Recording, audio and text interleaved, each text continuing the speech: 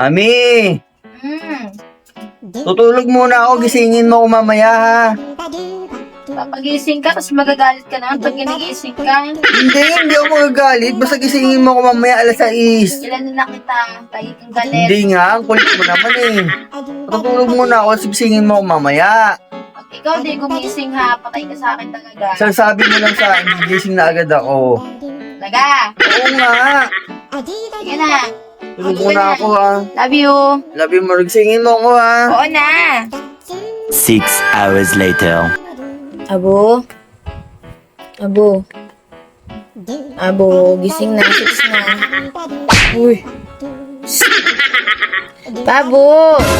Sabi mo, gigisingin ka pag 6 na at may pasok ka pa. Abo. Gising na.